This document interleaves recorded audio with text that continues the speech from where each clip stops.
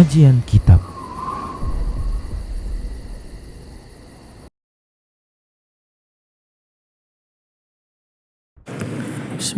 Assalamualaikum warahmatullahi wabarakatuh. Innal hamdalillah nahmaduhu wa nasta'inuhu wa nastaghfiruh wa na'udzu billahi min shururi anfusina wa sayyiati a'malina may yahdihillahu fahuwal muhtadi wa may yudlil falan tajida lahu waliyyan mursyida.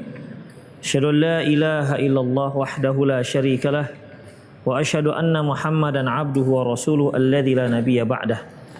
Wa qala Allah Subhanahu wa ta'ala ya ayyuhalladzina amanu taqullaha haqqa tuqatih wa la tamutunna illa wa antum muslimun. Ya ayyuhalladzina amanu taqullaha wa qulu qawlan sadida yuslih lakum a'malakum wa yaghfir lakum dhunubakum wa may yuti'illaha wa rasulahu faqad faza fawzan 'azima. Ya ayyuhan nasu taqu rabbakumul ladzi khalaqakum min nafsin wahidah wa khalaqa minha zawjaha wa batha minhuma rijalan katsiran wa nisaa wattaqullaha alladzi tasaaluna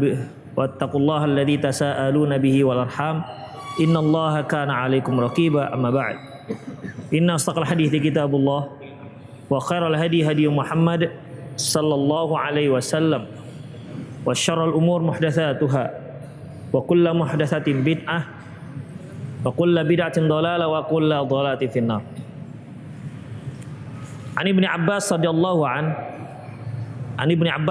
anhuma annahu atahu rajulun faqala inni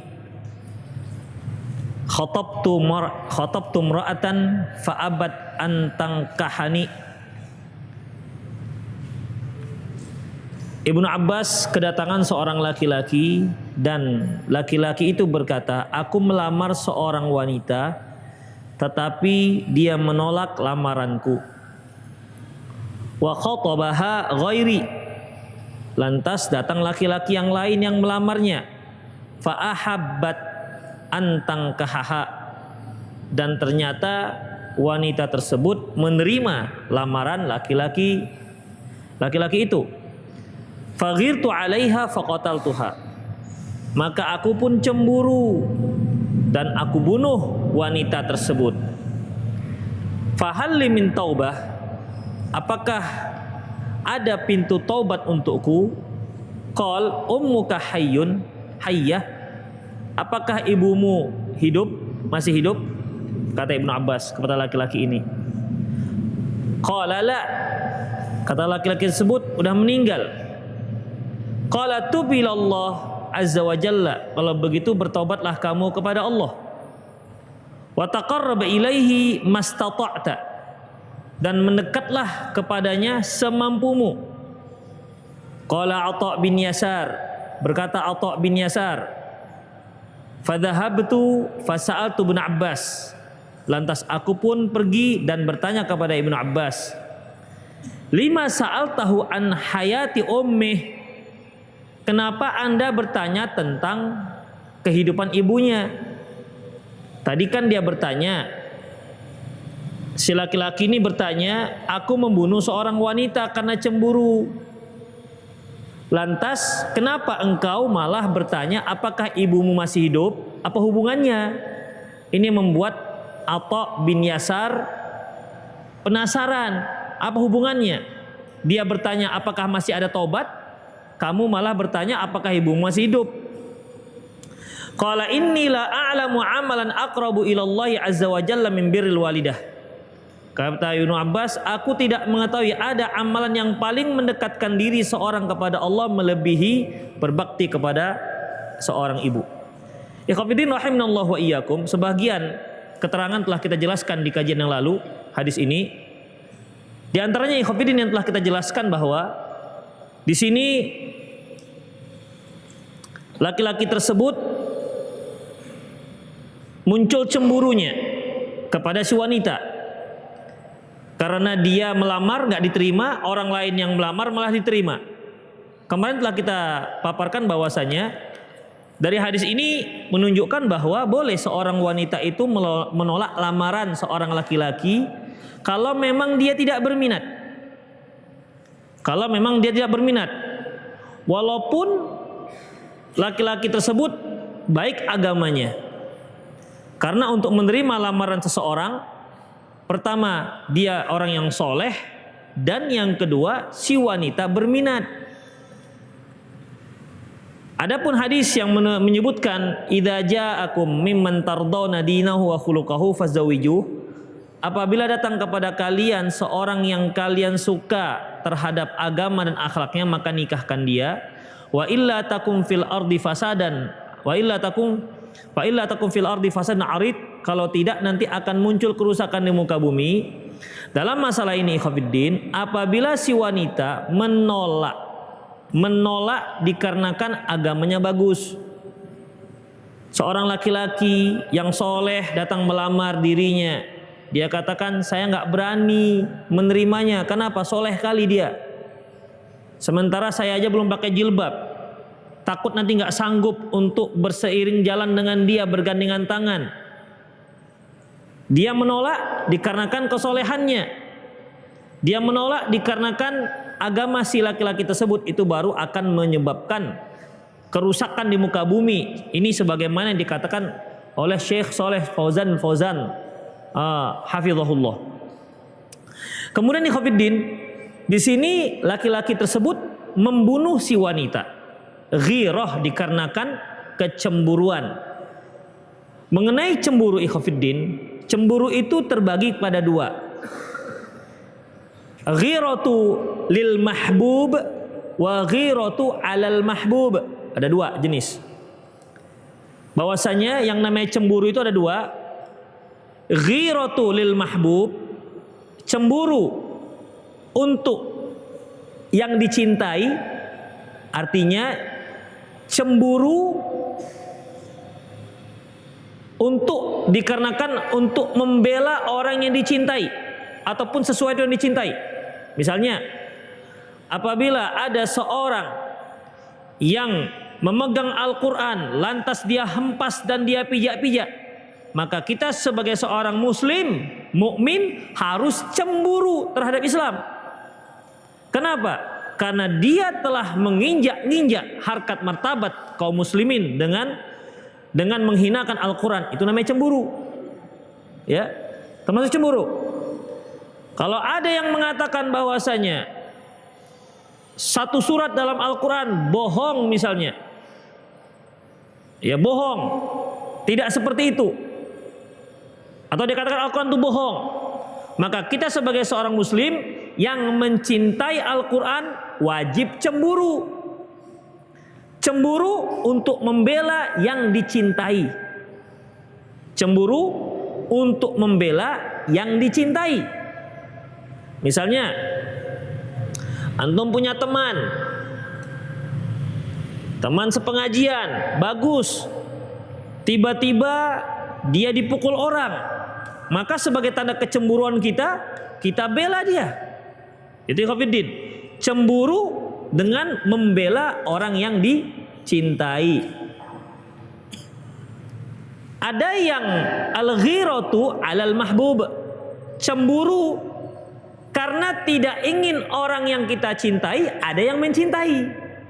Nilai lagi ceritanya, cemburunya. Misalnya kita punya seorang istri, kemudian ada laki-laki lain yang mencintainya, maka cemburulah kita.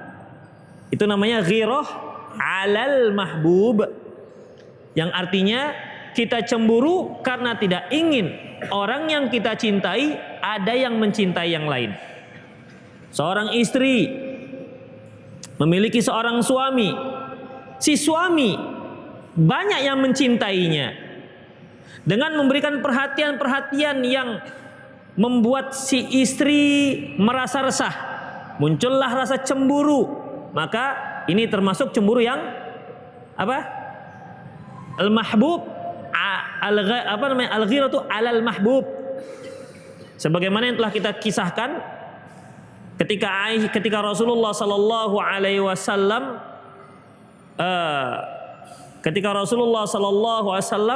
berada di gilirannya Aisyah radhiyallahu anha, kemudian ada istri beliau yang lain, Fatimah binti Jahsy, mengirimkan makanan. Lantas Aisyah radhiyallahu anha sengaja menyenggol, sengaja menampel makanan tersebut hingga jatuh berantakan dan piringnya pun pecah. Rasulullah katakan, gharat ummukum, bahwasanya ibu kalian sedang cemburu. Ibu kalian sedang cemburu. Dalam masalah ini Khafiddin, ini namanya al-ghirah lil apa alal? Alal mahbub. Kenapa? Karena pada saat itu giliran Aisyah radhiyallahu anha. Rasulullah, beliau tidak ingin kalau Rasulullah memperhatikan wanita yang lain di saat gilirannya. Khafiddin. Makanya Aisyah radhiyallahu anha juga pernah mengatakan, ma ghirtu ala imra'atin li Rasulillah sallallahu alaihi wasallam kama ghirtu al Khadijah. Aku tak pernah merasa cemburu terhadap Rasulullah sallallahu alaihi wasallam seperti cemburunya aku terhadap Khadijah. Mengapa demikian? Likathrati dzikru Rasulullah sallam iyyaha wa thanaihi alaiha. Karena Rasulullah sering menyebut-nyebut namanya dan sering menyanjung-nyanjungnya. Jadi walaupun dia berada pada giliran Aisyah radhiyallahu anha, tapi ternyata Rasulullah sering menyebut-nyebut Khadijah. Dulu Khadijah begini loh, dulu Khadijah begini dan begitu. Sering sebut-sebut. Nah, inilah bisa menyebutkan rasa cemburu pada diri Aisyah. Padahal Aisyah radhiyallahu anha tahu sekali bahwasanya tidak ada wanita yang paling dicintai Rasulullah SAW melebihi cinta beliau terhadap Aisyah. Tapi untuk Khadijah tidak bisa dilawan. Ya, cinta Rasulullah kepada Khadijah tidak bisa dibandingkan dengan cinta wanita manapun. Padahal Khadijah pada waktu itu sudah wafat. Demikian dikarenakan apa? Dikarenakan jasanya yang luar biasa terhadap Rasulullah SAW terhadap Islam.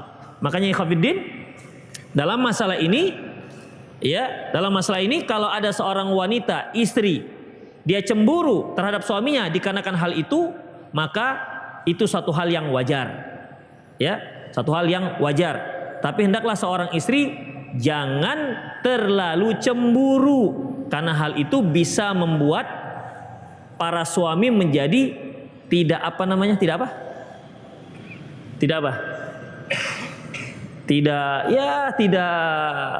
apa sih? Hah? Tidak suka lah akhirnya buat begitu. Ya, jadi demikian Khafiddin. Yang kedua, apabila seorang istri cemburu, jangan dilawan. Jangan malah dimarah. Rasulullah nggak marah-marah dia. Ya, padahal Aisyah sengaja nampel, menyenggol makanan sampai pecah, jatuh berantakan, dan itu di hadapan para sahabat. Rasulullah nggak lawan. Rasulullah nggak marah-marahin. Karena apa? Memang begitulah dunia wanita. Jadi kalau antum punya istri nanti cemburu dikarenakan mungkin ada WA, mungkin dikarenakan ada status yang akhirnya membuat dia cemburu dengan antum, jangan dimarahin. Itu tandanya menunjukkan dalamnya cintanya kepada diri antum. Itu dia. Ini khusus bagi yang punya suami dan sudah berumah tangga. Yang belum berumah tangga, jadikan ini sebagai pelajaran. Ya, jangan dimarah-marah. Nggak boleh dimarah. Memang begitu. Orang Aisyah saja begitu, apalagi istri-istri kita. Makanya hendaklah kita banyak memaklumi. Rasulullah nggak marah, hanya bilang ibu kalian sedang cemburu itu aja ya Khafiddin. Ya, jadi jangan direpetin dia.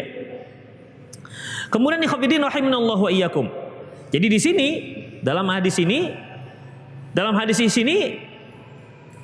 faghirtu faqataltuhu, maka faghirtu alaiha faqataltu, dan aku pun cemburu dan aku bunuh dia. Ini jenis cemburu yang mana? Yang pertama apa kedua? Hah? Yang kedua apa istilahnya? Al-ghirah alal mahbub. Karena apa? Karena dia tidak ingin kok perempuan ini malah mau dilamar orang lain. Ketika aku yang ngelamar nggak mau dia. Ini berarti al-ghirah alal mahbub. Salahkah laki-laki ini? Hah? Salah nggak dia bercemburu seperti itu? Cemburunya nggak salah, bunuhnya salah. Ya terkadang ikhwatiddin bisa saja kita itu cemburu.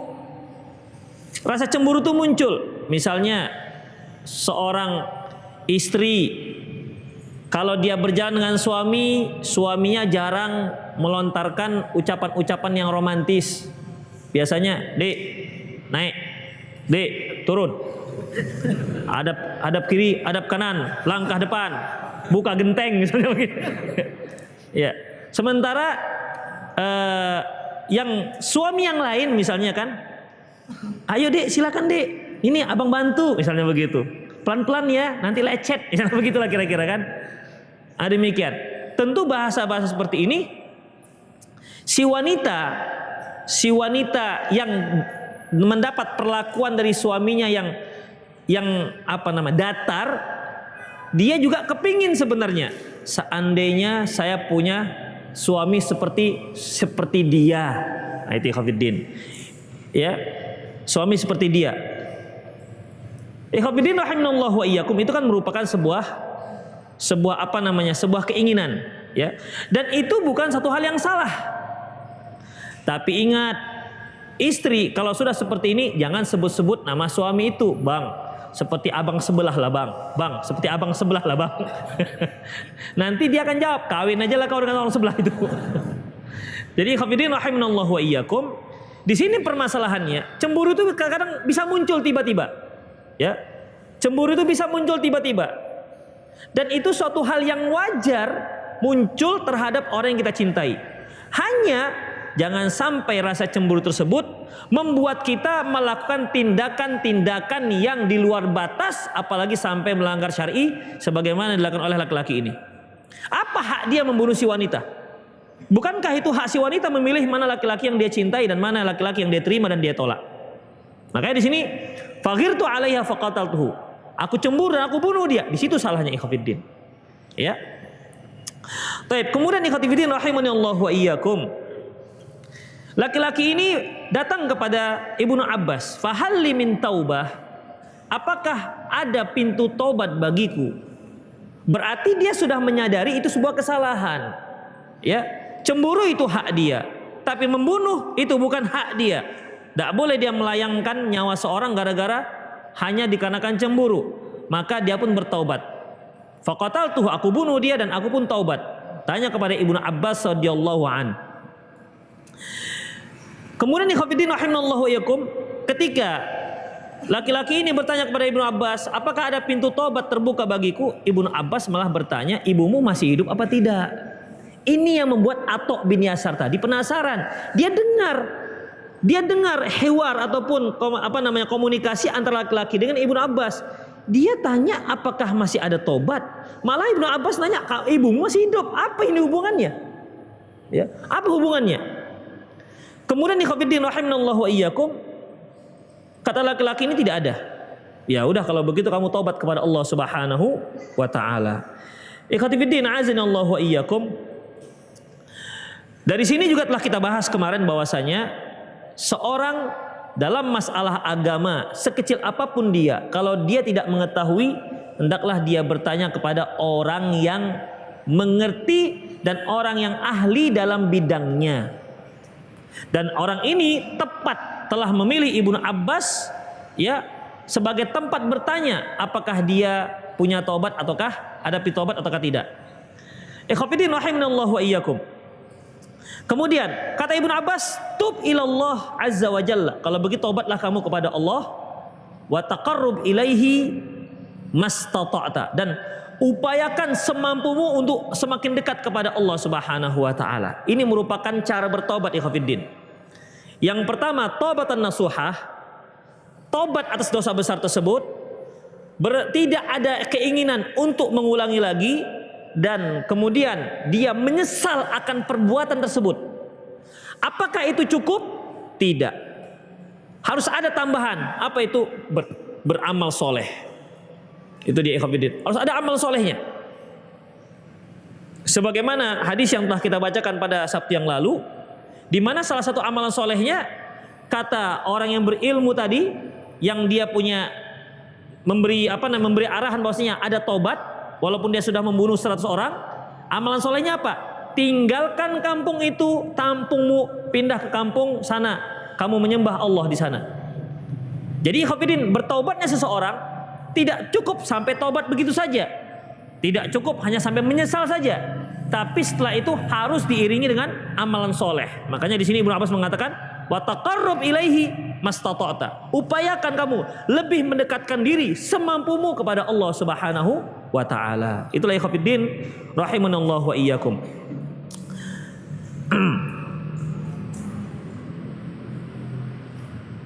Allah Subhanahu wa taala firman, wa aqimis salata tarafain nahar wa zulafan minal lail. Tegakkan salat di sebahagian pada siang hari dan pada malam hari. Innal hasanat yudhibnas sayiat. Karena sesungguhnya kebaikan itu bisa menghilangkan keburukan-keburukan. Dzalika dzikra lidzakirin. Ini merupakan peringatan bagi orang-orang yang mau mengingat. Kemudian Rasulullah sallallahu alaihi wasallam juga bersabda, wa atbi'is sayyi'atil hasanata tamhuha. Kamu ikutilah perbuatan buruk itu dengan perbuatan baik. Tamhuha, perbuatan baik itu perbuatan baik tersebut akan menghilangkan perbuatan buruk. Jadi khafidin, setiap seorang bertobat kepada Allah tak cukup hanya tobat saja, dia harus berbuat ataupun beramal soleh. Makanya illa man taba wa amila sholiha, kecuali orang yang tobat dan beramal soleh. Ini dia cara orang untuk bertaubat. Kemudian ikhwatiddin, kisah yang mirip, ya, kisah yang mirip ini sama. Kisah ini yang mirip seperti ini ada terjadi, yaitu disebutkan oleh Imam Al-Hafiz Ibnu Katsir dalam kitab tafsirnya, di mana ada seorang wanita, dia ditinggal oleh suaminya, sudah lama tak kunjung datang. Kemudian dia sudah sangat rindu dengan suaminya. Dia bertemu dengan seorang ibu dan dia ungkapkanlah ceritanya, bahwasanya dia sangat rindu dengan suami yang telah pergi, ia tak kunjung datang. Kata si ibu ini, apakah kamu mau bertemu dengan suamimu? Ya, katanya. Besok kamu bertemu dengan saya. Akhirnya besok dia bertemu dengan ibu ini, dan di situ ada 2 ekor anjing. Kata si ibu, kamu naiki 1 ekor anjing ini dan aku naik 1 ekor anjing ini. Akhirnya mereka pun dibawa ke daerah Babilonia. Dan di sana ada 2 orang. Ya, 2 orang bertemu dengan 2 orang.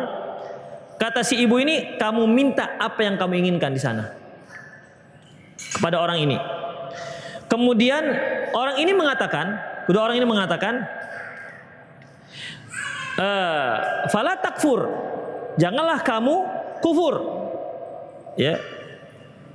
Wattaba'u ma tatlu syayatinu ala mulki Sulaiman wa ma kafara Sulaiman walakinna syayatina kafaru yu'allimuna an-nasa as-sihra wa ma unzila 'alal malakaini bi Babila Harut wa Marut wa ma yu'allimani min ahadin hatta yaqula innama nahnu fitnatun fala takfur.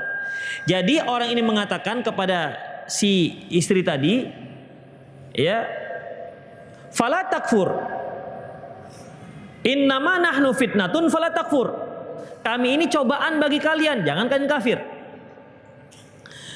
Kemudian wanita ini pun nggak mempermasalahkannya. Ya kalau begitu kamu pergi ke tanur itu tempat masak roti, dan kamu kencing di situ. Akhirnya wanita itu pergi. Ketika dia sampai pada tanur tersebut, dia merasa merinding, nggak berani. Akhirnya dia balik. Kata orang ini, apa yang telah kamu lakukan? Apa yang kamu lihat? Nggak ada lihat apa-apa. Oh, berarti kamu belum kencing di situ? Udah, enggak, kamu belum kencing di situ. Akhirnya yang ketiga kalinya dia pun kencing di situ. Setelah pulang, ditanya, apa yang kamu lihat?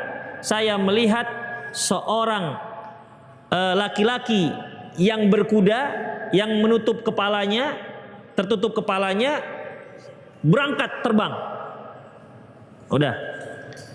Kemudian ikhwatiddin, kata laki-laki itu, itu adalah keimananmu. Artinya telah terbang dari dirimu. Semenjak itu ikhwatiddin, wanita ini kalau dia dapat bibit, bibit, tumbuhlah, tumbuh. Bibit, jadilah ini, jadi. Namanya juga jadi tukang sihir.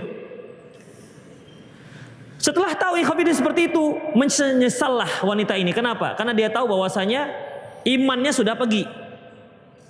Karena kan orang yang belajar sihir kufur. Ya, wa ma kafara Sulaiman walakinna syayatina kafaru. Bukan Sulaiman yang kafir, tapi setanlah yang kafir. Yu'allimuna an-nasa sihr, karena dia telah mengajarkan orang-orang ilmu sihir. Mereka yang mengajarkan ilmu sihir dan yang mempelajari ilmu sihir kufur. Hukumannya dorbatan bisayf, dipenggal kepalanya dalam Islam. Taib, akhirnya wanita ini pun menyesal senyesal-nyesalnya.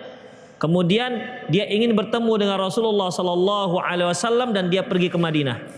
Dan ternyata setelah sampai dia di Madinah, kaum muslimin pada saat itu sedang berkabung. Dia ingin bertemu Rasulullah. Pada waktu itu kaum muslimin di Madinah sedang berkabung karena baru saja Rasulullah wafat. Ya, berkabung baru saja Rasulullah wafat. Akhirnya wanita ini menangis sejadi-jadinya. Gimana ini jadinya caranya? Sementara dia mau tobat. Kemudian ditanyalah wanita ini, ya, fahal ummuki hai, apakah ibumu masih hidup? Sama seperti yang kisah Ibnu Abbas ini, ikhwatiddin. Artinya ternyata memang pendekatan kita kepada Allah Subhanahu wa taala itu yang paling mudah, yaitu dengan cara berbakti kepada seorang ibu.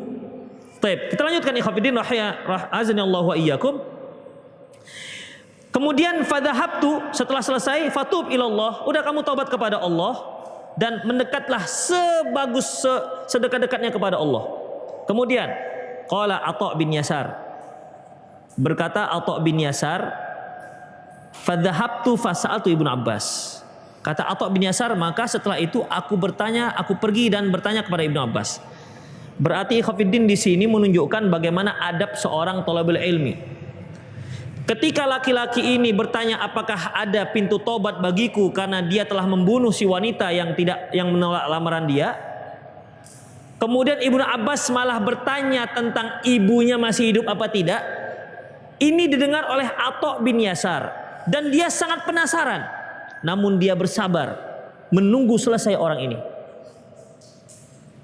Makanya ikhwatiddin, ketika ada kajian muncul sebuah pertanyaan yang membuat antum penasaran, sabar, jangan tunjuk tangan motong kajian ustaz. Ya, ini Atha bin Yasar nggak motong dia. Ibnu Abbas, bentar, apa hubungannya? Begitu. Dia nggak motong, dia biarkan. Ya, fadhahabtu fasa'altu Ibnu Abbas. Barulah setelah itu aku tanya Ibnu Abbas, lima sa'altahu min hayati ummi. Ya Ibnu Abbas, kenapa Anda tanya tentang ibunya hidup apa tidak? Apa hubungannya?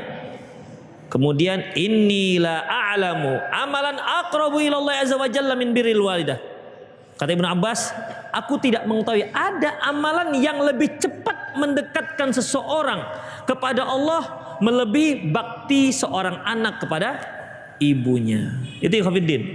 Jadi menurut Ibnu Abbas, sholat, zakat, haji, sesungguhnya bakti kepada orang tua itu lebih cepat mendekatkan dia kepada Allah Subhanahu wa taala. Dan ini juga ikhwatiddin termasuk adabnya Ibnu Abbas. Ibnu Abbas mengatakan inilah a'lamu. Setahuku, itu bahasanya. Setahuku tidak ada amalan yang lebih cepat mendekatkan seorang kepada Allah melainkan berbakti kepada orang tua.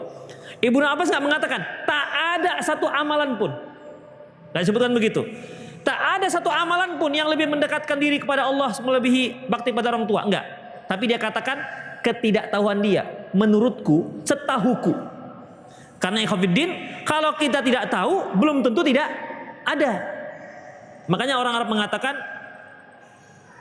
adamul ilmi laisa ilmu bil adam. Kita tidak mengetahui bukan berarti sesuatu itu enggak ada. Banyak hal yang enggak kita ketahui. Tapi bukan berarti sesuatu itu tidak ada. Ibnu Abbas mengatakan, ini la a'lamu. Setahuku aku nggak tahu. Setahuku tidak ada. Setahuku berarti. Ya, berarti Ibnu Abbas di sini mengukur hal itu menurut ilmu yang dia dapati. Dia tidak mengatakan tidak ada, begitu. Nggak mengatakan begitu. Karena kalau tidak ada berarti tidak ada amalan yang lain. Ya, di sini Ibnu Abbas ikhwatiddin memberikan standar bahwasanya menurut sepengetahuan Ibnu Abbas. Ini merupakan akhlak ikhwatiddin. Jadi kalau antum bisa ditanya seorang sementara antum juga merasa kurang paham atau sepaham saya begini, begitu harusnya. Jangan ketika tanya, oh nggak ada, haram, nggak ada, oh nggak ada. Kalau saya nggak tahu berarti nggak ada itu. Nggak boleh seperti itu ikhwatiddin. Ini kurang adab namanya terhadap ilmu. Tapi ikuti ikhwatiddin hadis yang dari Ibnu Abbas radhiyallahu anhu. Tapi kemudian hadis berikutnya. Hadis berikutnya yaitu dari Sa'id Al-Qaisi dari Ibnu Abbas, qala dia berkata, "Ma min muslimin lahu walidan musliman yusbihu ilaihima muhtasiban illa fatahallahu babaini yakni minal jannah wa in kana wahidan fawahidun." Ibnu Abbas mengatakan, tidaklah seorang muslim memiliki dua orang tua yang muslim lantas setiap pagi dia berbakti kepada keduanya mengharapkan pahala dari Allah, kecuali Allah akan bukakan untuk dia dua pintu surga. Apabila orang tuanya hanya tinggal satu, berarti hanya satu pintu surga. Wa in aghdaba ahaduhuma lam yardallahu anhu hatta yarda anhu. Kalau dia membuat murka orang tuanya, maka Allah murka kepadanya sampai orang tuanya memaafkan si anak. Kila ditanyakan, wa in zalamahu ya Ibnu Abbas, apakah walaupun orang tuanya tersebut telah menzalimi si anak? Qal wa in zalamah, walaupun orang tuanya telah menzaliminya. Di sini ikhwatiddin perlu kita perhatikan, ada orang tua yang menzalimi anaknya. Ya, ada yang seperti itu. Karena nggak semua orang tua juga yang mengerti syariat Allah. Ya, walaupun ini sangat sedikit, tapi ada orang tua yang seperti ini, menzalimi anaknya, tidak memberi nafkah anaknya, menyia-nyiakan anaknya. Iya, ada. Lantas, apakah si anak boleh menimpalinya juga dengan kezaliman? Jawabannya haram, nggak boleh. Ya, makanya di sini disebutkan kalau si orang tua, seorang anak nggak boleh membuat murka orang tuanya. Karena murkanya orang tua, murkanya Allah. Bagaimana kalau seandainya orang tuanya zalim? Ya, walaupun orang tua yang menzalimi, dia tetap bersikap baik, berbakti kepada kedua orang tua. Kan bisa saja ikhwatiddin, antum pulang ngaji, begitu pulang cokok botol kepala antum. Kan sudah mama bilang jangan ngaji, misalnya begitu. Ya, ini kan sebuah kezaliman. Maka antum nggak boleh cari botol tokok kepala mama juga, nggak dibolehkan. Udah astagfirullah begitu. Demikian. Atau antum pulang mendapat satu pelajaran, ngomong dengan bicara dengan orang tua. Orang tua mengatakan itu nggak, bapak nggak boleh. Artinya suara dia lebih kuat dibandingkan suara bapaknya, nggak boleh ikhwatiddin. Ya, jadi bagaimanapun orang tua menzolimi si anak, maka anak tidak boleh membalas dengan kezoliman. Tidak boleh. Dia tetap wajib berbakti kepada kedua orang tuanya.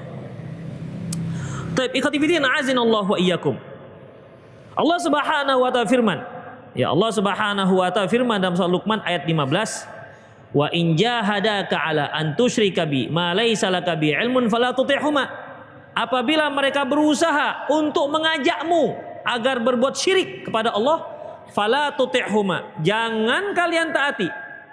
Tetapi begitupun wasahibuhuma fid dunya ma'rufah, tapi kamu tetap harus berbuat baik kepada mereka semasa di dunia. Itu orang tua yang musyrik. Saya teringat dengan kisah Sa'ad bin Abi Waqqas. Ketika dia baru masuk Islam, marah sekali ibunya. Dan ibunya tahu bahwasanya Islam itu menyuruh untuk berbakti kepada orang tua. Kata si ibu, "Ya Sa'ad, agamamu nyuruh kamu untuk taat kepada orang tua. Aku perintahkan kamu untuk kembali ke agama nenek moyang. Tinggalkan itu Islam. Kalau enggak mama enggak mau makan 3 hari. Mogok makan mamanya." Iya, ibu Sa'ad bin Abi Waqqas radhiyallahu anhu mogok makan. Seorang anak yang sangat sayang kepada orang tuanya, yang melihat itu goyang, ikhwatiddin. Goyang. Itu karena dia sangat sayang kepada ibunya. Nah, beda dengan kita kan. Ibu nggak makan 5 hari mak nggak makan, silahkan. Nggak goyang-goyang kita. Yang goyang itu kalau kita yang nggak makan. Jadi ikhwatiddin di sini Sa'ad bin Abi Waqqas mulai goyang dia, ikhwatiddin. Baik, hingga turunlah ayat ini.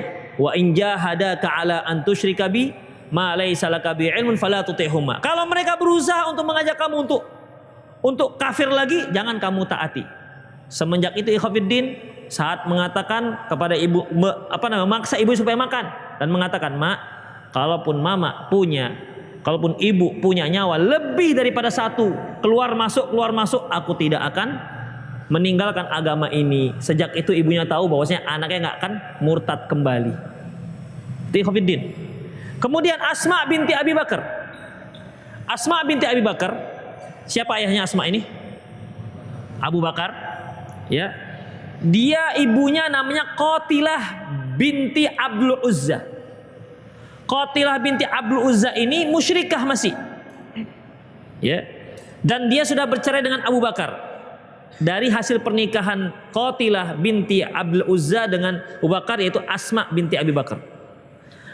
Abu Bakar dan Asma sudah masuk Islam, tapi ternyata istri Abu Bakar ini yang Qatilah gak mau masuk Islam.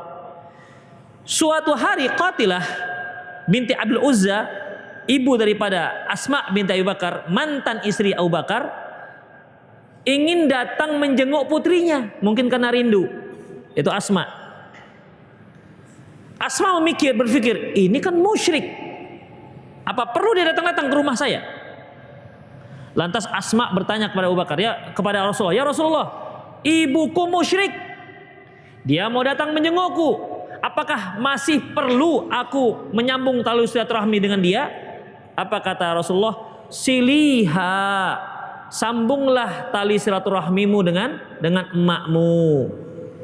Jadi ikhwatiddin, kesimpulannya bahwasanya walaupun kedua orang tua kita musyrik atau kafir, kita sebagai seorang muslim tetap wajib untuk bersikap baik terhadap mereka, berbakti kepada mereka selama yang mereka minta tidak melanggar syariat. Kalau dia bilang, "Nah, belikanlah mama gula setiap minggu 10 kilo. Ya mak, insya Allah gitu. Kalau mamanya musyrik atau mamanya masih kafir, gak bisa kita katakan, "Mak, kalau mama mau gula, masuk Islam dulu." Gak harus seperti itu, ikhwatiddin. Ya, gak harus seperti itu. Jadi bersikap baik kepada orang tua, ya, tetap wajib. Kalau dia mendurhakai orang tuanya, berarti dia berdosa dalam Islam, walaupun orang tuanya kufur. Itu ikhwatiddin. Jadi sekali lagi, wajib bagi seorang anak tetap berbakti kepada kedua orang tuanya, walaupun orang tuanya kafir, selama orang tuanya tidak mengajak pada yang melanggar syariat. Misalnya, "Nak, besok kan ada Natal, datanglah, pakailah ya itu baju Santa Claus yang bapak kirimkan," misalnya. Maka haram hukumnya, nggak bisa. "Nak, datanglah, kita rayakan rame-rame ini, di sini ada abangmu juga." Ya, haram hukumnya datang. Di situ kita harus tegas, "Mak, di dalam agama kami ini terlarang, nggak boleh. Kalau mama minta yang lain silahkan, tapi yang ini no." Tegas ikhwatiddin. Ya, jadi itu dia. Kalau orang musyrik orang tua kita, tetap kita berbakti. Apalagi kalau mereka muslim.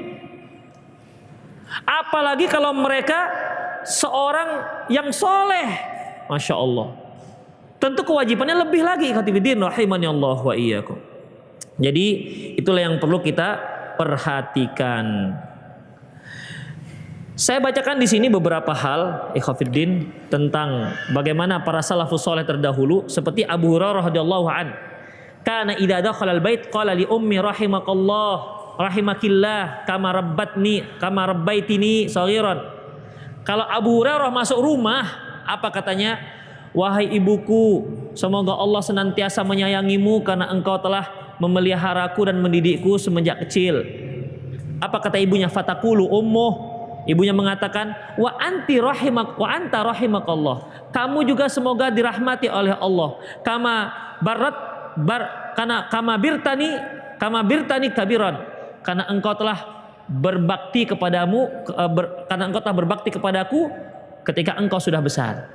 Jadi begitu, ketemu, semoga Allah merahmatimu wahai ibunda karena engkau telah merawatku. Ibundanya jawab, engkau juga dirahmati Allah karena engkau anak yang soleh dan berbakti. Begitu. Ada nggak antum dapat bahasa begini di rumah?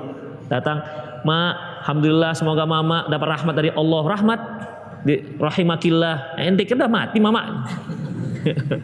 Semoga mama dapat rahmat karena telah memberi saya, merawat saya sejak kecil. Ini kan bahasa-bahasa salafus saleh, ikhwatiddin. Kemudian Ibnu Mas'ud mengatakan, bahwasanya Ibnu Mas'ud beliau punya tugas setiap hari membawakan air untuk emaknya. Suatu hari dia bawa air, emaknya tidur. Maka air dipegang terus dengan Ibnu Mas'ud sampai emaknya bangun. Kenapa? Karena dia khawatir nanti kalau emaknya bangun airnya nggak ada gimana? Atau kalau dia pergi, nanti kalau pas dia pergi emaknya bangun gimana? Makanya untuk masalah emaknya dia terus pegang air ini dan menunggu sampai ibunya sampai terbangun. Kemudian ikhwatiddin dari Ibnu Aun, ahadut tabi'in, salah seorang tabi'in, nadathu ummuh, dia pernah dipanggil oleh ibunya. Ya kalau kita manggilnya Ibnu Aun gitu kan, farafa'a sautahu, kemudian dia menyaut dengan suara yang lebih kencang. Ibunya nak manggil Ibnu Aun, iya mak, lebih kencang suaranya. Fanadima, karena dia merasa kok nyautnya lebih kencang, dia pun merasa menyesal. Lantas apa yang dia lakukan? Fa'ataqa raqabatain. Lantas untuk untuk menghilangkan rasa penyesalan tersebut, dia merdekakan 2 orang hamba. Gara-gara apa? Sautannya lebih kencang dibandingkan panggilan maknya. Kemudian Hasan Al-Basri, la ya'kulu min sahnil wahid ma ummih. Hasan Al-Basri enggak pernah makan satu nampan dengan ibunya. Bukan dikarenakan ibunya jijik, ibunya kotor, enggak. Tapi dikarenakan yakhafu ayyasbiqa yadahu ila syai'in wa ummu tatamanna hadza syai'. Dia khawatir nanti kalau dia makan sama, ibunya mau ngambil, dia duluan yang ngambil. Ya namanya anak muda kan lebih cepat dibandingkan mak-mak. Ya kan? Jadi khawatir nanti pas ibunya mau ngambil, ibunya kepingin ngambil itu, ternyata dia duluan yang ngambil. Ya kalau kita di rumah kan begitu. Ya siapa yang cepat gelipat, siapa cepat dia dapat. Itu ikhwatiddin. Begitulah ikhwatiddin para salafus saleh terdahulu. Ya makanya kalau kita lihat bahwa hadis Rasulullah SAW itu banyak sekali menyuruh kita untuk berbakti kepada kedua orang tua. Dan hadis ini hadis dhaif. Hadis yang dari Ibnu Abbas ini hadis dhaif. Artinya tetap kamu berbuat baik kepada orang tuamu walaupun dia menzalimimu, ya. Tapi ikhwatiddin maknanya benar. Hadis ini dhaif. Syekh Al-Albani rahimahullah menjatakan bahwasanya hadis ini dhaif karena di situ ada sanad yang bernama Sa'id, seorang rawi bernama Sa'id, yaitu majhul. Namun makna yang tercantum dalam hadis itu maknanya benar adanya. Itulah ikhwatiddin rahimani Allah wa iyyakum, hadis dari An Sa'id Al-Qais dari Ibnu Abbas tadi.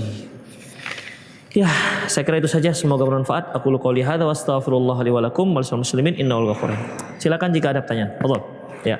Assalamualaikum warahmatullahi wabarakatuh. Salam. Ustaz, itu berdekat diri kepada Allah itu kan berbakti kepada ibu. Iya. Apakah itu hanya ibu kandung atau ibu tiri? Iya.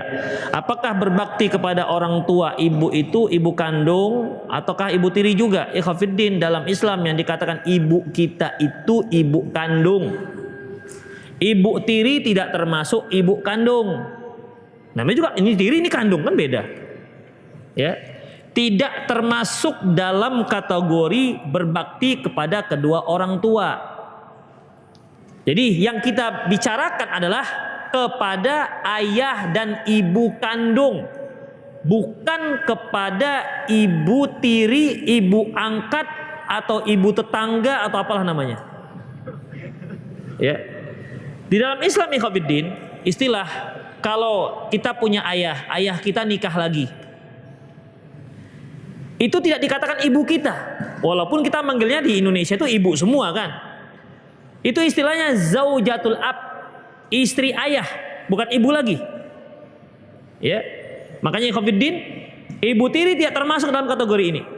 Termasuk mertua, tidak sama dengan ibu kandung.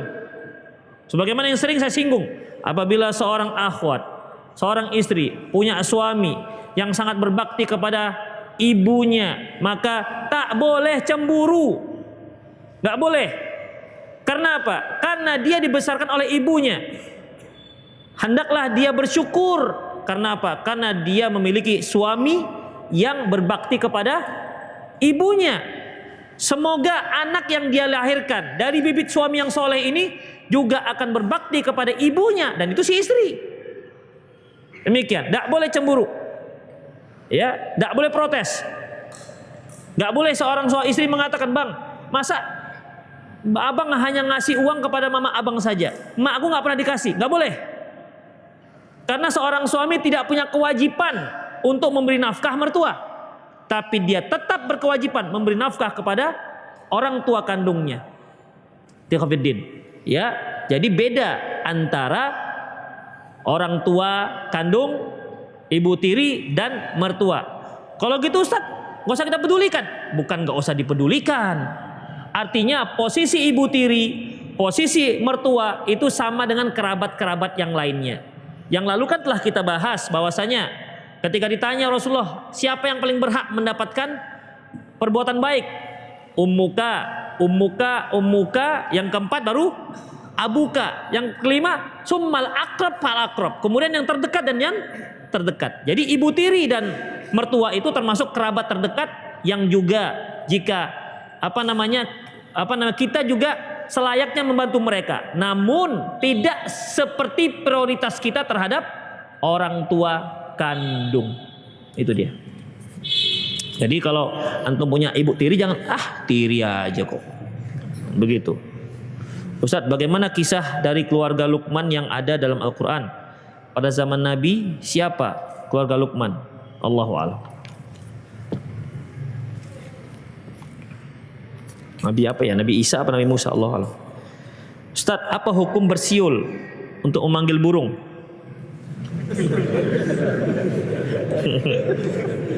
Iya.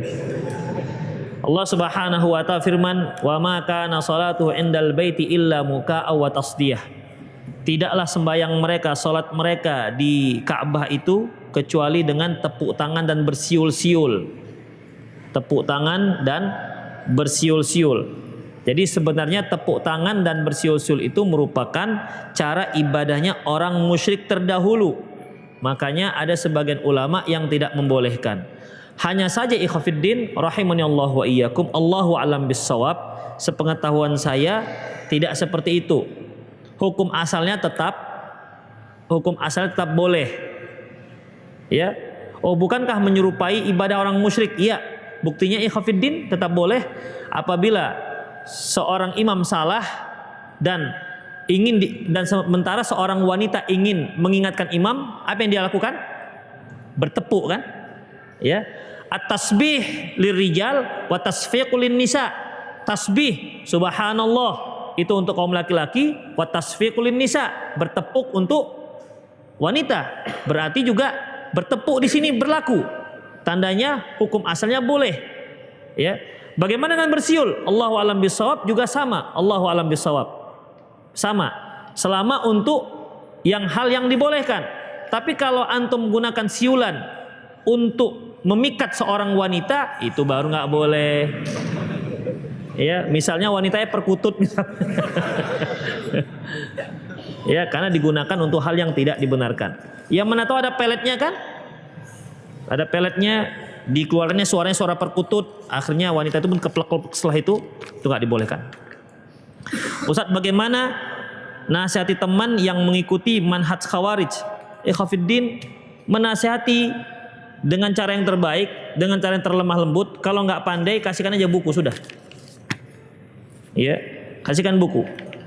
Dialog dengan dia. Apa masalah dia? Di mana subhat yang dia dapati? Kalau antum nggak bisa menjawab subhatnya, kasihkan aja buku. Carikan buku biar dia baca. Bagaimana waktu Fajar Shadiq di Indonesia?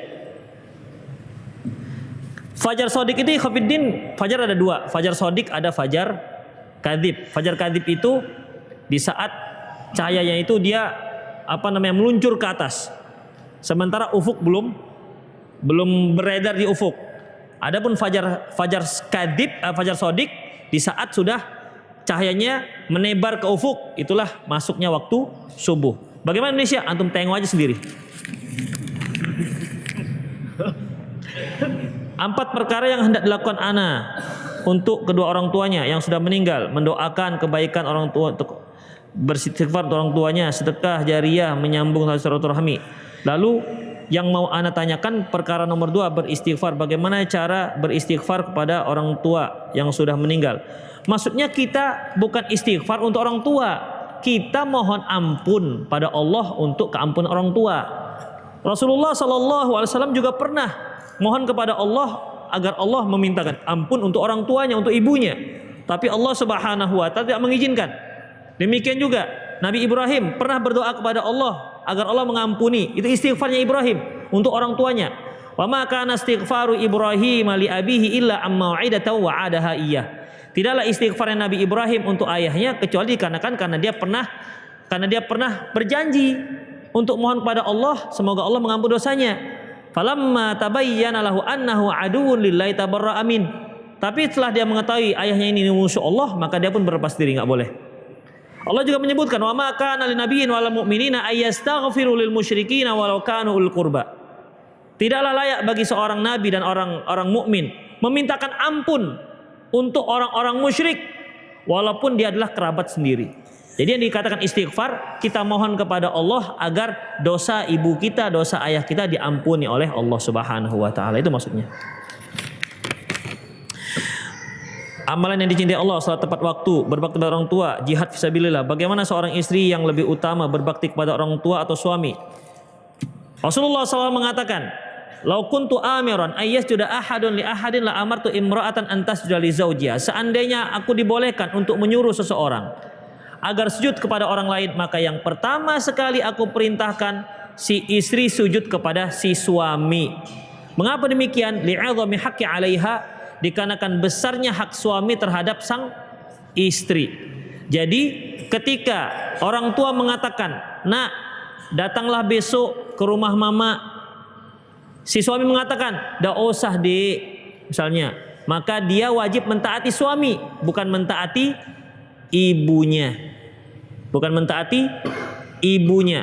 Kecuali kalau sang suami menyuruh berbuat buruk. Misalnya, "Dek, dah usah kau pijak-pijak lagi rumah ibumu. Dah usah tegur-tegur dia. Dah usah telepon-telepon dia." Ini berarti dia menyuruh bermaksiat, yaitu menyuruh memutuskan silaturahmi, dan itu hukumnya haram. La ta'ata li makhlukin fi ma'siyatil khaliq. Tidak ada ketaatan pada makhluk dalam rangka mendurhakai Allah. Karena Allah yang menyuruh. Jangan sampai kita itu memutus tali silaturahmi, apalagi terhadap orang tua, maka tidak dibolehkan. Tapi Ustadz, saya mendapat ancaman nanti akan dicerai. Ya, kalaupun seperti itu Khafiddin, berarti itu dosanya dosa suami. Dan kalaupun masih bisa curi-curi, telepon, silahkan, tidak apa-apa. Ya, itu dia Khafiddin. Jadi tetap dalam kategori ketaatan pada suami dalam koridor diizinkan oleh syariat. Seorang istri lebih taat kepada suaminya ketimbang orang tuanya dalam hal-hal yang dibolehkan. Saya sering berbuat dosa saat menyendiri. Apa yang saya harus lakukan Ustadz? Karena saya tidak bisa berhenti dari berbuat dosa saat sendiri. Ikhwafiddin, kuatkan tauhid. Kuatkan tauhid. Karena apa? Ketika kita meyakini bahwa innallaha sami'un basir, sesungguhnya Allah itu maha mendengar lagi maha melihat. Maha mendengar lagi maha melihat. Artinya walaupun kita dalam keadaan sendiri maupun dalam keadaan beramai-ramai, Allah itu melihat. Ya, kita ketahui bahwasanya kita berbuat dosa di hadapan orang dan kita berbuat dosa di dalam kesendirian, ya, itu merupakan dosa dan Allah mengetahuinya. Kuatkan tauhid kita. Minta kepada Allah semoga Allah Subhanahu wa taala menguatkan tauhid kita. Banyak ibadah kepada Allah, banyak istighfar kepada Allah. Itu ikhwatiddin. Jadi untuk meninggalkan perbuatan kebiasaan sir, kebiasaan rahasia ini, dia perbanyak ibadah. Perbanyak ibadah kepada Allah Subhanahu wa taala. Karena bagaimanapun innal hasanat yudhibna sayiat. Sesungguhnya kebaikan dapat menghilangkan, menyingkirkan keburukan. Wa atbi sayyatil hasanata tamhuha. Ikuti perbuatan buruk dengan perbuatan baik. Tamhuha, perbuatan baik ini akan menghilangkan yang buruk. Makanya ikhwatiddin, ketika kita merasa ada punya kebiasaan yang sulit kita tinggalkan, maka perbanyak ibadah kepada Allah, perbanyak doa, perbanyak salat sunnah, perbanyak infak. Semoga kebiasaan itu bisa sedikit demi sedikit bisa hilang dari kita. Itu ikhwatiddin, ya. Dan mungkin juga bisa yang kedua, kalau memang sendirinya seperti itu, jangan sering-sering sendiri. Ya, jangan sering-sering sendiri. Selama dibolehkan tidur ya bersama yang lain. Tapi kalau ke WC jangan pula rame-rame. Ketika sudah bercerai, apakah suami boleh meminta ambil paksa mahar yang sudah diberikan kepada istri? Tak boleh, haram hukumnya. Ya, nggak boleh. Seorang suami yang telah memberikan maharnya, itu berarti dia telah memberikan hadiah kepada sang istri. Dengan mahar itu dia telah menghalalkan yang haram. Udah. Kalau dia minta setelah dia cerai, dia minta, berarti dia sebagaimana sabda Rasulullah, mereka yang mengambil kembali apa yang telah diberikan sama seperti anjing yang menjilat muntahnya kembali. Haram hukumnya. Ya. Maka suami seperti ini mirip anjing yang makan muntahnya sendiri, tak dibolehkan. Kecuali kalau khulu, si wanita minta cerai, maka si wanita wajib mengembalikan maharnya. Tapi kalau si suami yang mencerai, maka tidak dibolehkan suami mengambil kembali mahar yang telah dia berikan. Kecuali kalau istri memberikan, nggak masalah. Fa in tibna lakum an syai'in nafsan fakuluhani ammaria. Kalau si istri memberikan dengan kerelaan hatinya, silakan kalian makan. Misalnya si suami memberikan mahar 10 gram emas. Setelah selesai akad pernikahan, bulan pertama, bulan kedua, kata si istri, "Bang, ini yang 10 gram ini kan mahar saya ini." "Iya, Dek. Udahlah untuk abang aja, silahkan. Abang belilah, terserahlah. Ini sebagai cintaku kepada abang." Ambil terus. Ambil terus. Iya. Hadiah dari istri, masa disia-siakan? Bagaimanakah hukum jika menghadiri acara kematian nenek yang beragama Nasrani? Gak boleh ikhwatiddin. Kalau sudah yang namanya kematian, sudah yang namanya pernikahan, itu pasti ada acara ritual keagamaan. Ya, pasti ada acara ritual keagamaan. Dan itu umumnya di situ adalah ada banyak kesyirikan dan kemungkaran. Ustadz, mengapa di hadis kedua yang Ustadz sebutkan di pagi hari ia berbakti? Artinya apa ikhwatiddin? Artinya dia berusaha, yang pertama sekali dia lakukan adalah berbakti kepada kedua orang tua. Kita ikhwatiddin sebagai anak kan sering terkadang kita merasa jengkel. Apalagi ketika kita sekolah, mau bangun, mamanya kan bangun nak, bangun begitu. Diseret-seret kita sementara kita masih ngantuk. Ya, disuruh bangun untuk sholat, disuruh bangun untuk sekolah, disuruh bangun untuk apalah. Itu kan banyak pagi hari. Tanyakan pada mama. Pekerjaan yang paling repot itu pagi hari. Ngurus anak, bangunkan anak, ngurus suami lagi. Ya, kalau anak masih mendingan pakai baju sendiri, tapi suami bisa, "Pak, pakai baju sendiri, ambil kaos kaki sendiri," kan enggak? Para suami ini kan lebih mengkek dia ketimbang anaknya. Iya. Kalau si anak bilang, "Mak, mana sepatu awak? Carilah sendiri." Coba suaminya, "Dek, mana sepatu?" Bisa, cari sendiri. Kan enggak bisa. Demikian ikhwatiddin. Banyak yang mereka urus ketika pagi hari itu ikhwatiddin. Banyak sekali. Makanya kejar sana kejar sini kalau ibu-ibu ini. Di pagi hari itulah dia.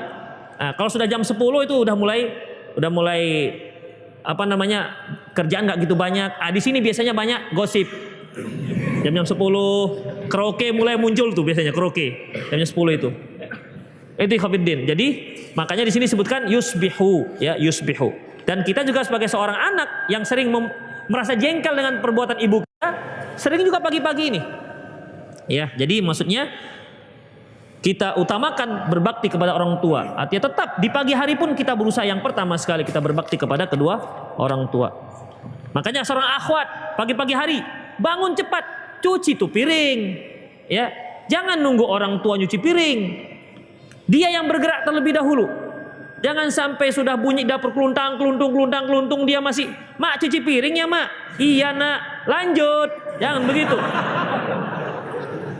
Seharusnya dia bantu, dia yang duluan seharusnya. Itu ikhwatiddin, lanjut. Karena kadang-kadang gini, bukan kadang-kadang, sering ikhwatiddin, orang tua walaupun si anak gadisnya sudah kuliah, dia nggak mau nyuruh anaknya cuci piring. Kenapa? Capek. Si anaknya kuliah, pulang jam 6, terus tidur, nanti habis itu ngapal ujian, Masya Allah. Kasihan orang tua, begitu ikhwatiddin.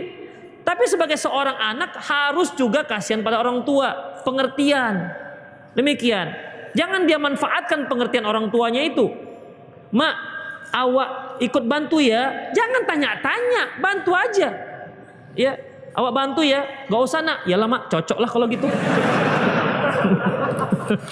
Jangan begitu ikhwatiddin. Ya. Itu dia.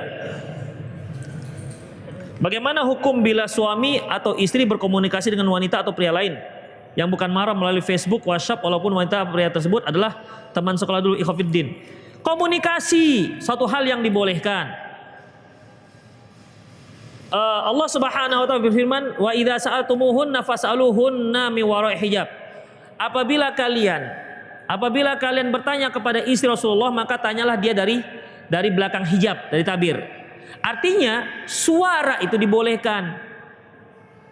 Suara perempuan itu boleh dengar oleh laki-laki. Yang enggak boleh adalah kalau didayu-dayukan. Fala takhda'na bil qaul fayatma'alladzi fi qalbihi marad.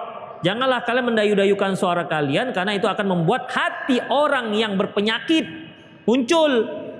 Demikian ikhwatiddin. Jadi bagaimana? Ya seperlunya saja.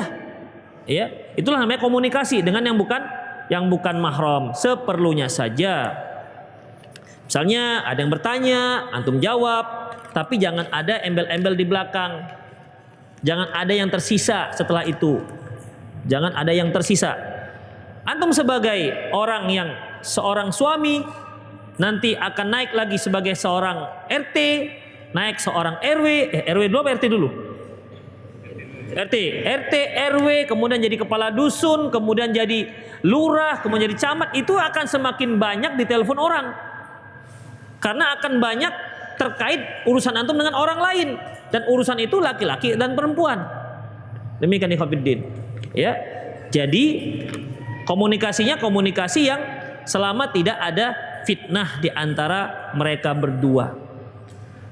Dan juga ikhwatiddin tidak menimbulkan sakwa sangka bagi masing-masing. Misalnya si suami berkomunikasi dengan seorang wanita, saking rapatnya membuat si istri menjadi cemburu misalnya. Kan ini kan bisa bermasalah.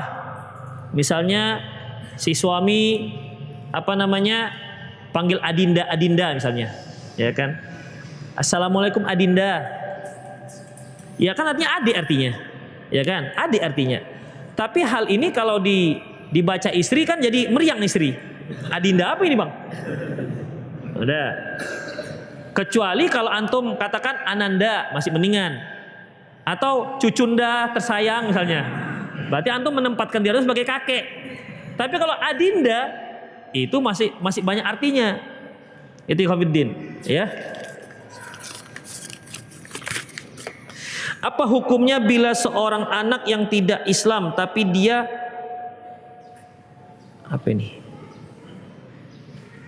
anak yang tidak Islam tapi dia Mentranya. Aduh, gak terbaca. Pak Ustadz, jika saya sudah tahu memakai parfum haram bagi wanita jika keluar rumah tapi tetap saya pakai dan sekarang saya sudah bertaubat, apakah yang harus saya lakukan setelah taubat? Cukup tobatnya tobat nasuhah saja, jangan pakai lagi tuh parfum. Kalau ada sisa kirim ke saya. Ya kan parfumnya, kalau laki-laki kan parfumnya yang keluar, yang tercium aromanya. Sementara yang tercium aromanya tak berwarna, sementara wanita parfumnya itu yang berwarna tapi tak beraroma. Siapakah yang lebih utama, Aisyah atau Khadijah? Jelas Khadijah. Ya, Khadijah jelas. Khadijah itu Khafiddin. Yang mendapat salam kan, titip salam. Yang mendapat titip salam dari Allah Subhanahu wa taala. Itu dia Khadijah radhiyallahu anha. Padahal dia istri yang paling tua. Makanya para akhwat sekalian, kalau suami mau menikah lagi, itu jangan khawatir. Belum tentu yang istri kedua itu lebih dicintai. Bisa saja cintanya masih lekat pada istri yang pertama karena jasa-jasanya itu loh. Kalau nggak percaya, buktikan. Kalau nggak percaya, kalau percaya alhamdulillah. Jadi tidak harus istri kedua itu lebih dicinta dibandingkan istri pertama, nggak harus si Khofiddin, ya. Namanya juga biasa kalau istri pertama itu kan lebih setia dia, namanya juga senasib sepenanggungan karena dia pernah susah bersama, jadi dia lebih paham dengan suaminya. Adapun yang kedua ini kan bisa saja dia tertarik dikarenakan mungkin si suami sudah berada, suami sudah menjadi terkenal, suami sudah ini itu, makanya dia tertarik menjadi yang kedua. Itu Khofiddin. Jadi belum tentu istri yang kedua itu lebih dicintai dibandingkan istri yang pertama. Walaupun mungkin juga lebih cinta istri yang kedua dibandingkan yang pertama, bisa saja. Semua itu memungkinkan, ya. Jadi kekhawatiran cinta itu belum tentu lebih. Ya tergantung suami lah bagaimana. Ustadz, di dalam masalah membunuh tadi karena cemburu, kenapa tidak dilakukan hukum syariat yaitu qisas? Khofiddin, Allahu a'lam bissawab. Di sini ceritanya, kenapa Ibnu Abbas radhiyallahu an tidak mengkisos? Ya, Allahu a'lam. Ini pasti ada penghalang sehingga dia tidak dikisos. Pasti ada penghalang. Ya, pasti ada sehingga tidak berlaku hukum kisos. Bisa juga dikarenakan kerabat daripada istri tidak menuntut, bisa saja, ya, atau sudah memaafkan, bisa saja terjadi. Apa hukum suami mencela makanan namun dimakan juga sampai habis? Bagaimana sikap istri menghadapi suami seperti ini? Khofiddin, karena Rasulullah itu kalau idza ishtaha akala wa illa fataroka. Rasulullah itu kalau nggak suka makanan yang dimakan, maka kalau beliau suka beliau makan, kalau enggak beliau tinggalkan, itu aja. Ya, itu aja. Tidak mencela makanan. Rasul tak pernah mencela makanan, apalagi yang dimasak oleh istri. Kalau kita mencela makanan, misalnya kita singgah ke sop buntut misalnya, sop buntut, toko sop buntut, kita makan, yang dikasih tulang mulu. Tulang, ini tulang semua, mana buntutnya? Begitu, betul-betul buntut dikasih, tulang buntut rupanya, sop tulang buntut, dagingnya nggak ada. Tentu kan kita udah rasanya nggak enak, tentu kan kita menggerutu. Ya Khofiddin, apakah ini termasuk Khofiddin? Kita di situ membeli, ya, membeli dan membeli produk. Boleh kita kritik. Tapi kalau istri itu memasakkan kita itu bukan kita beli produk dia, enggak. Dia itu memasak untuk kita itu sebagai kewajiban dan sebagai khidmat dia kepada kita. Itu dia. Apalagi dia seorang istri, Khofiddin, dari pagi dia masak, dari pagi dia belanja, kemudian masak. Kemudian ketika kita makan kita katakan tak enak. 2 kata aja, tak enak, itu hancur hatinya. Berikutnya dia akan stres ketika masak.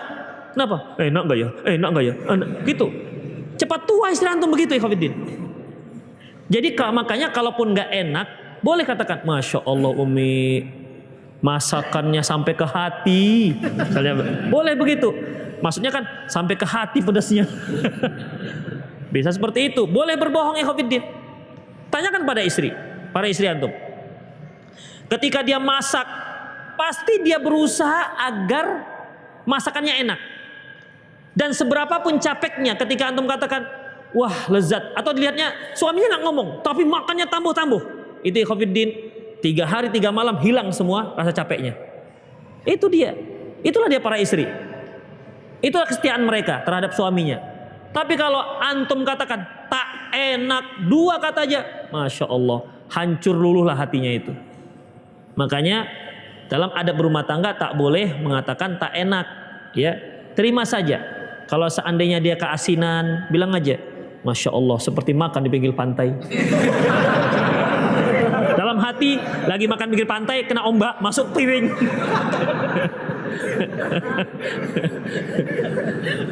Jadi boleh Khafiddin, jangan ya, jangan mencela. Kasihan para istri kalau antum cela. Kalau nggak suka ya sudah tinggalkan saja. Itu ketika kita makan, kita nggak cela, kita tinggalkan saja. Itu pun sudah sebenarnya sudah gimana gitu mereka rasakan. Kenapa ya? Kita makan sedikit, biasanya antum makan 3 piring, tiba-tiba 1/4 piring kali ini. Itu bagaimanapun sudah terasa. Nggak usah pakai ngomong loh, nggak usah pakai ngomong. Ya, apalagi ngomong, udah masya Allah. Ya, jadi upayakan jangan sampai mencela masakan istri. Apakah setan dapat menggoda ketika kita tidur? Karena ketika saya tidur saya pernah seakan-akan ditindih suatu antara sadar dan tidak sadar. Ikhwatiddin, setan itu tetap berusaha untuk merusak kita. Ya. Semenjak kita lahir, Rasulullah katakan bahwasanya setiap anak lahir itu akan nangis. Kenapa? Karena dijamah oleh setan. Yat'anu fi jambi, ditusuk oleh setan, maka nangis. Baru lahir saja setan sudah mau merusak kita. Kemudian apa lagi? Rasulullah katakan, kalau kalian mau tidur, matikan semua lampu-lampu sentir. Kenapa? Karena setan nanti menyuruh tikus-tikus ini untuk menyenggol lampu sentir antum dan akan membakar rumah kalian. Itu dia. Jadi kalau waktu tidur ya bisa saja terjadi, Khafiddin. Ya, mungkin bisa terjadi. Bukankah Rasulullah katakan apabila seorang itu tidur, maka setan akan membuat 3 ikatan di kepalanya. Setiap satu ikatan dia katakan, alaika lailun tawil, hari malam ini malammu panjang, farqud, maka tidurlah sampai dia nanti nggak dengar azan. Bagaimana hukum upacara bendera dan menyanyikan lagu kebangsaan serta menghormati bendera negara? Ikhwatiddin, perhatikan, ini pembahasan serius. Tapi Sabtu depan lah ya. Udah jam 16.15. Ya insya Allah Sabtu depan ada pembahasan khusus tentang masalah ini. Dan ini banyak pertanyaan tentang masalah ini. Mengenai upacara bendera, menghormat bendera, dan menyanyikan lagu Indonesia Raya. Antum mau tahu? Saksikan pada kajian berikut nanti. Aku qouli hadza wa astaghfirullah li wa lakum. Wal muslimin innahu ghafurur rahim. Subhanakallahumma rabbana wa bihamdik, asyhadu an la ilaha illa anta, astaghfiruka wa atubu ilaik. Wa akhiru da'wana alhamdulillahirabbil alamin. Assalamualaikum warahmatullahi wabarakatuh.